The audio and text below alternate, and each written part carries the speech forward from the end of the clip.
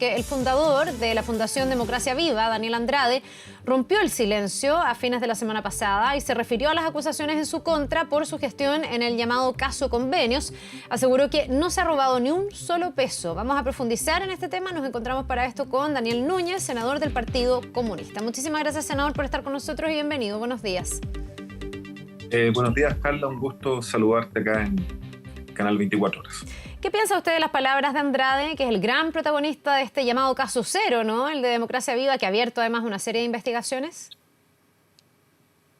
Mira, lo esencial de lo que dijo Daniel Andrade, yo te diría que es poco creíble. ¿Por qué? Porque todos entendemos que cuando uno tiene una fundación, una ONG, que además él dice hace una labor social, es decir, no hay ánimo de lucro, obviamente desarrolla acciones acorde a sus capacidades. Y obtener en 2 convenios 400 millones de pesos para hacer intervenciones en campamento es algo que es de una envergadura que escapa a una fundación que no tiene desarrollo en una región. Entonces, claramente que hubo una ambición desmedida, y esa ambición desmedida generó, a mi juicio, hechos que son a todas luces posibles actos de corrupción. ¿Por qué?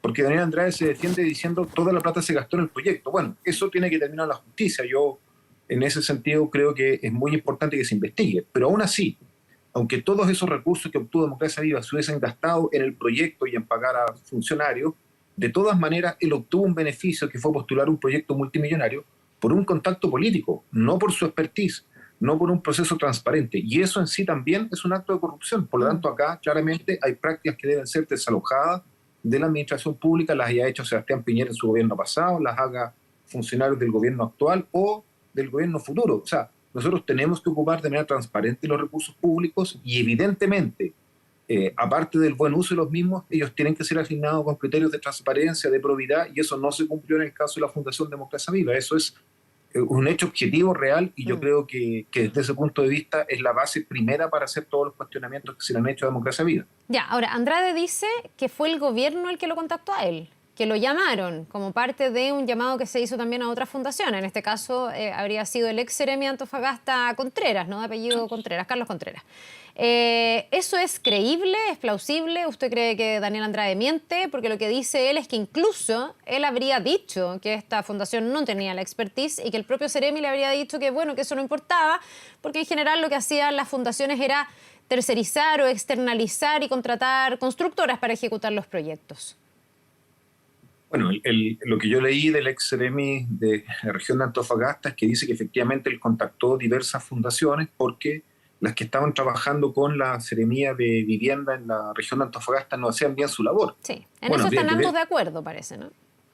Claro, ahora hay que ver el respaldo de esa decisión, o sea, que realmente se hubiesen convocado con la amplitud, pero es evidente que cuando él contacta a Democracia Viva había un contacto político por la cercanía del círculo con la actual diputada Catalina Pérez. Eso también es un hecho real. Entonces uno dice, bueno, ¿fue totalmente imparcial, independiente o buscó a los más cercanos como para asegurarles el negocio? Ahora, de todas maneras, creo yo que cuando uno dirige una institución del Estado, una empresa privada o una fundación, siempre, ONG, siempre tiene que regirse por criterios de probidad. Y obviamente, si yo no tengo el expertise, no estoy instalado en una región, claro, yo puedo incursionar por primera vez, pero no voy a incursionar con un proyecto y una intervención de 400 millones de pesos, o sea, lo hago con un proyecto más modesto. Entonces, creo que la verdad es que no es excusa decir me convocaron, porque la responsabilidad la tiene quien ejecuta un proyecto y evidentemente además que esto sea hecho en un marco de transparencia y de probidad. Ahora, de todas maneras, Carla, yo creo que esto pone en evidencia un problema que tiene el Estado en Chile, porque uno también ve el caso de la región de Los Lagos, donde se traspasan 1.200 millones de pesos a una fundación nuevamente para hacer regularización de terrenos. Entonces uno dice, ¿por qué el Estado no puede hacer directamente estas labores? O sea, ¿qué impedimento tiene el gobierno regional o los organismos públicos en la región de los lagos para hacer regularización de terreno? ¿Qué impedimento tiene el Estado y el Ministerio de Vivienda en Antofagasta para intervenir en los campamentos que tiene que recurrir a privados? Pero cuando esto lo hacen directamente las intervenciones funcionarios públicos, primero hay mucho más controles en los recursos, hay mucha más transparencia en el uso y también hay responsabilidades funcionarias mucho más evidentes. Entonces, este mecanismo en el cual tenemos que involucrar a privados para hacer cosas que son roles del Estado, yo creo que es un mecanismo que se presta para situaciones de corrupción. Y mi opinión es que en la ley de presupuesto que vamos a discutir ahora y que es válida para el año 2024, deberíamos limitar a casos realmente excepcionales esta situación de los privados. Yo lo entiendo, Carla, en pandemia. En pandemia ocurrió que muchas empresas quebraron, que no tenían la posibilidad de las licitaciones porque había una situación de emergencia, pero no puede normalizarse esta dependencia que tenemos de privados, con los cuales siempre hay menos control, porque uno no los conoce, uno no puede dar certeza y hay menos responsabilidad que la que tiene un funcionario público. Así que me parece que hay que fortalecer las capacidades del Estado para intervenir en estas temáticas y no depender de privados que lamentablemente, no en un solo caso, en varios casos están mostrando poca probidad y indicios claros de casos de corrupción. Ya, pero ahí hay dos miradas, ¿no? Quienes dicen que en el fondo se debiesen suprimir o debiesen ser muy excepcionales los contratos entre el Estado y este tipo de organizaciones, y los que piensan que está súper bien que eso exista en la medida que eso esté regulado, donde no haya espacio a que esto se haga a dedo, ni con los amigos, ni para otros fines que no sean los que efectivamente se requieren, que es, me imagino, en un amplio abanico de cosas ir a mejorarle la calidad de vida a las personas. Usted está en la primera, o sea, ¿usted cree que el Estado no debería como confiarle al privado la ejecución de este tipo de proyectos? Sí, lo que pasa es que en los privados, Carla, siempre hay, o legítimamente en muchos casos, no en todos, pero en muchos casos hay un afán de lucro. Y el afán de lucro implica ganancias, la expectativa de obtener altos ingresos.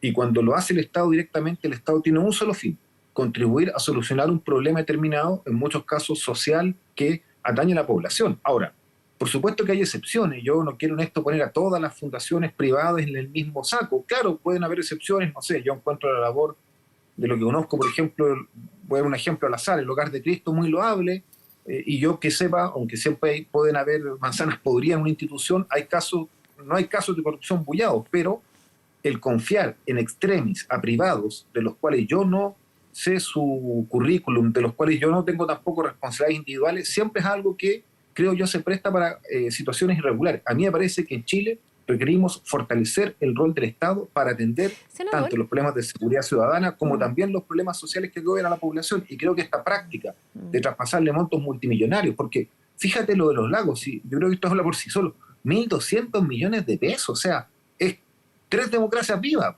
Ya, pero es que y se lo traspasan a una fundación sin currículum. Me llama un poco la atención. No es el único caso.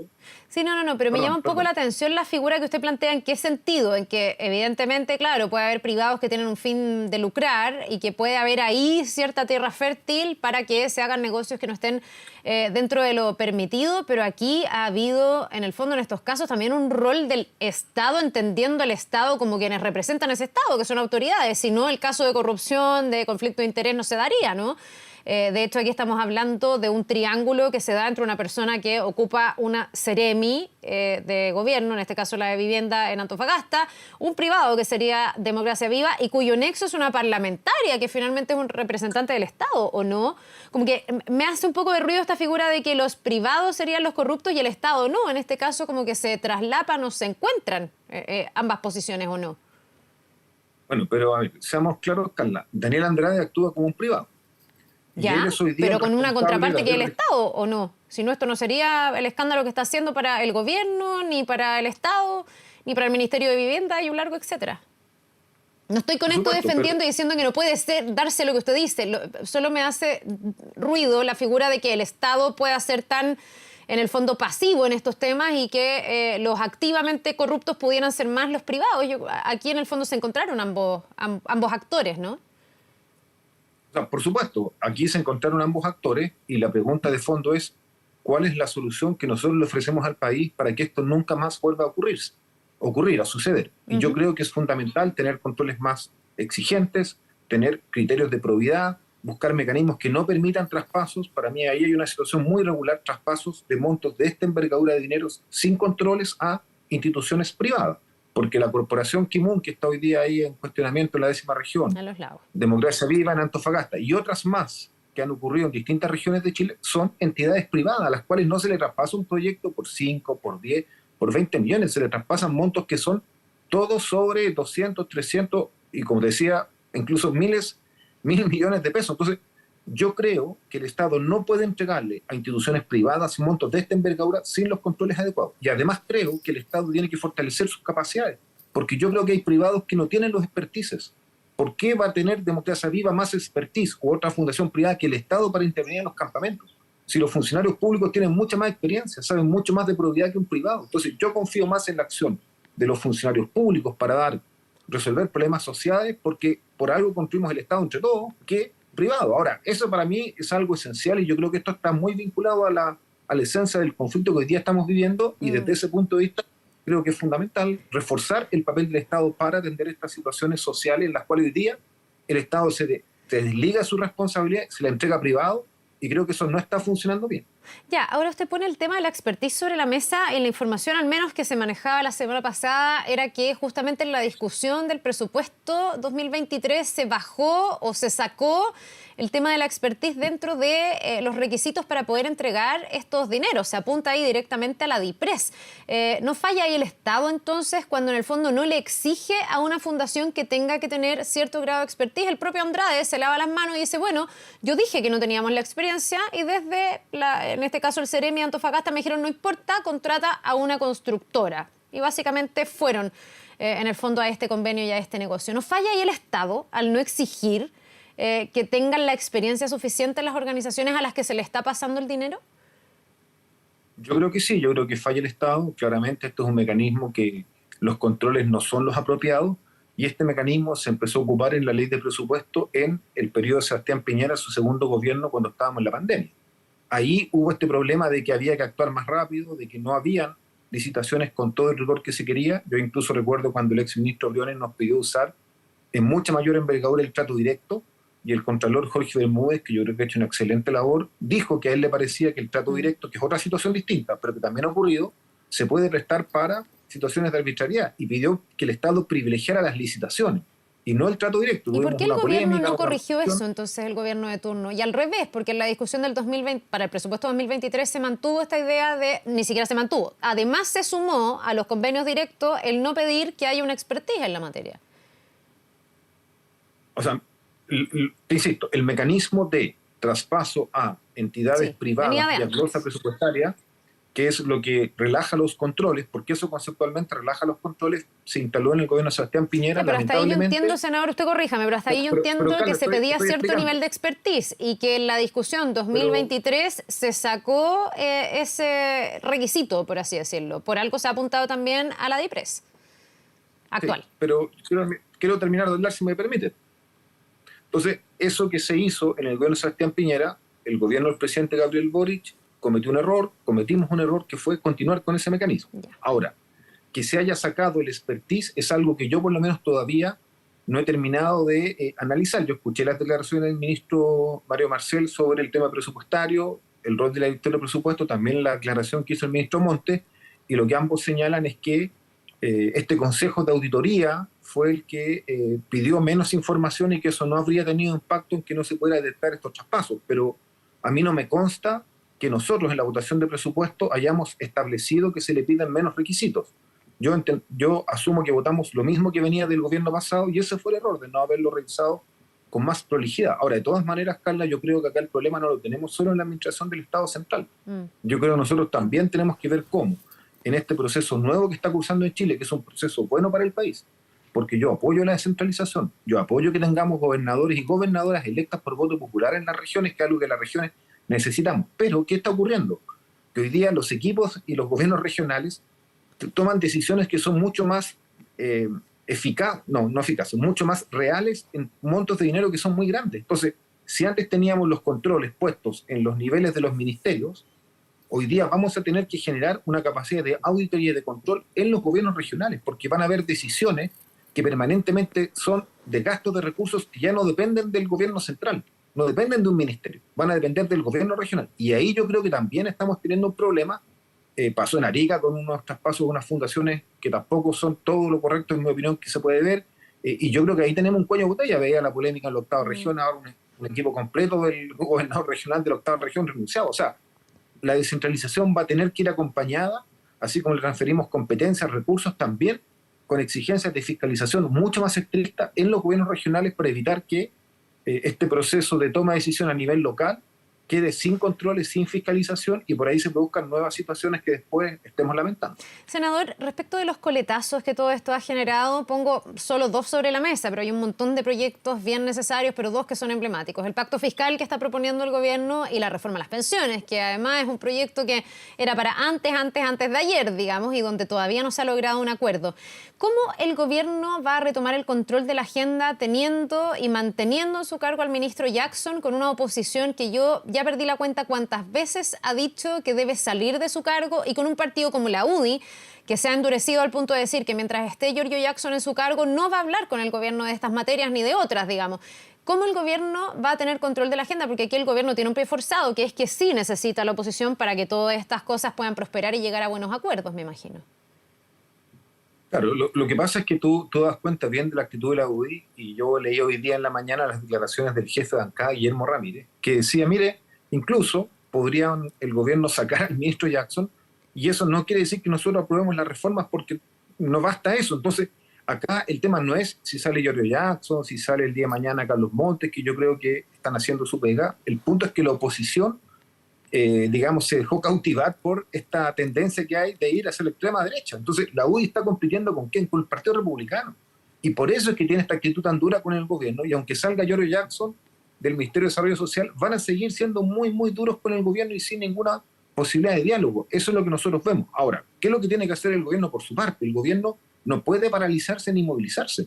El presidente Gabriel Boric tiene el deber de liderar y conducir el país para mejorar las pensiones de los adultos mayores que hoy día están en situaciones angustiantes. Yo salgo a la calle y veo adultos mayores, gente ya sobre los 75, 80 años que está vendiendo Super 8 en la calle. Y no lo hace porque le guste salir a la calle con el frío, ni agarrarse las soleadas cuando es verano. Sale porque su pensión no le alcanza. Entonces, nosotros le decimos a la oposición, no condiciona resolver un problema tan urgente del país a lo que es a esta altura casi ya una obsesión patológica que tienen con Giorgio Jackson. Sí, aquí Chile requiere también que resolvamos problemas urgentes. Y lo mismo podemos decir, obviamente, en otras materias donde los recursos que pretende recaudar el pacto fiscal nos van a ayudar, por ejemplo, a disminuir las listas de espera. Es urgente disminuir las listas de espera, que los hospitales públicos atiendan sábado y domingo, que prolonguen sus horarios de 7 a 9, por ejemplo. Pero eso, para eso, hay que invertir más recursos, y eso tiene un costo real a las arcas fiscales, y eso es lo que nosotros queremos resolver recaudando más recursos a través del pacto fiscal tributario que ha planteado el presidente Boric con el ministro Marcel. Senador, para finalizar, yo entiendo que aquí podemos entrar en la discusión respecto de si procede o no procede lo que está haciendo la oposición. Por supuesto que usted tiene una mirada crítica de eso. Se ha planteado también esto de que la UDI finalmente está tratando de acercarse a republicanos, pero quiero ir al tema práctico para poder cerrar con usted también esta entrevista. Y la pregunta práctica, que es, entonces, ¿usted está de acuerdo con que no haya un cambio de gabinete, con que no haya cambios en la conducción del gobierno? Porque incluso, no sé, el presidente de la Cámara de Diputados decía que este tipo de cosas generalmente se zanjan o se buscan nuevos aires o se retoma el control de la agenda a través de cambios de gabinete, sabiendo que es una facultad del presidente. Pero le pregunto desde el punto de vista del análisis, ¿no es el cambio de gabinete lo que podría destrabar? Y si no es eso, ¿qué? Para que el gobierno pueda retomar el control de la agenda. Bueno, yo por lo menos creo que hoy día no se amerita la renuncia del ministro Carlos Montes, que está haciendo una tremenda gestión. Tampoco me parece justo castigar a Giorgio Jackson por haber sido fundador de RD, porque al final esa es la sanción que le están imponiendo por ese motivo. Y yo creo que obviamente el presidente de la República tiene que buscar la manera de seguir abriendo estos espacios de diálogo con la oposición que quiera dialogar. Yo espero tener un nivel de encuentro mayor con Renovación Nacional, con Ivópolis, con parlamentarios también independientes que son de distintos grupos políticos como el Partido de la Gente, y espero que pongamos al centro las necesidades de Chile y su pueblo. Y en este caso es urgente mejorar las pensiones y también reducir las listas de espera. En eso estamos. Y bueno, y si el día de mañana hay o no hay cambio de gabinete, que uno nunca lo sabe en política, al final es el presidente de la República quien toma esas decisiones. Tenemos que darle la confianza, y yo creo que lo peor que puede hacer en este gobierno o en el pasado es estar los que somos partidos oficialistas pauteando por la prensa al presidente de la República. Yo creo que al final eso le pone más dificultad al presidente Boric a lo que lo ayuda a conducir el gobierno. Bien, pues le agradecemos, senador Núñez. Vamos a ver si es que todos esos acuerdos se producen y efectivamente hay acercamientos para ir, en el fondo, a mejorar la calidad de vida de las personas, que era lo que usted también ponía sobre la mesa. Le agradezco. Que tenga un muy buen día. Muy bien, hasta luego. Nos vemos. Vamos a una pausa, son las 9.